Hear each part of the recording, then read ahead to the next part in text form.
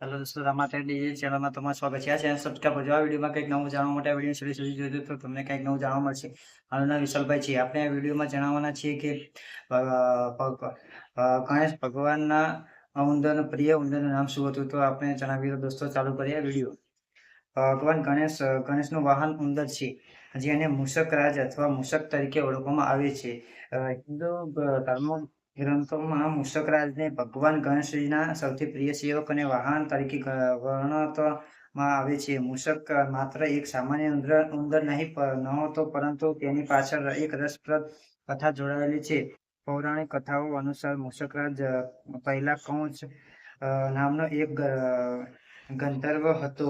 એક વખત તેણે અજાણતા એક ઋષિનું અપમાન કર્યું. તેના પરિણામે ઋષિએ તેને ઉંદર બનાવવાનો શ્રાપ આપ્યો. શ્રાપ મળ્યા પછી તે વિશાળ અને શક્તિશાળી ઉંદર બની ગયો. ઋષિઓના આશ્રમમાં તોફાન મચાવવા લાગ્યો. તેની શરતોના કારણે બધા ઋષિઓ ખૂબ પ્રસન્ન થઈ ગયા. જ્યારે ભગવાન ગણેશજીને આ વાતની જાણ થઈ, ત્યારે તેમણે મૂષક પોતાના દિવ્ય પાશ વડે કાબૂમાં લીધો.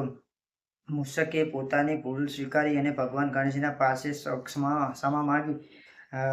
તેની ભક્તિ અને સમર્પણ જોઈને ગણેશજીએ પોતાનું વાહન બનાવ્યું. ત્યારથી મૂષકરાજ ભગવાન ગણેશજીની સાથે સદાય રહેવા લાગ્યો.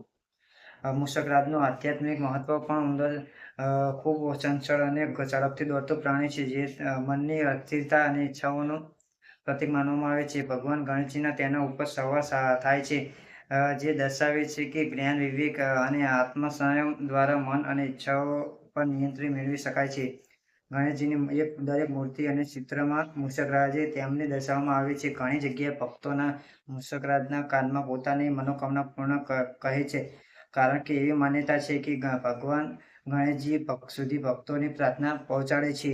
આ રીતે ભગવાન ગણેશજીના સૌથી પ્રિય ઉંદરનું નામ મૂષકરાજ હતું. તે માત્ર ભગવાનનું વાહન નહીં, પરંતુ ભક્તિ, નમ્રતા અને આત્મસંયમનું પ્રતીક માનવામાં આવે છે.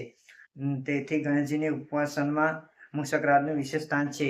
દોસ્તો, આપણે આ વિડીયોમાં જણાવ્યું કે ભગવાન ગણેશજીને સૌથી પ્રિય ઉંદરનું નામ શું હતું, તે આપણે જણાવ્યું. તો દોસ્તો, તમને વિડીયો સારો લાગ્યો તો લાઈક કરજો, શેર કરજો અને ચેનલ સબસ્ક્રાઈબ કરજો, તો તમને દરરોજ નવું કંઈક જાણવા મળશે.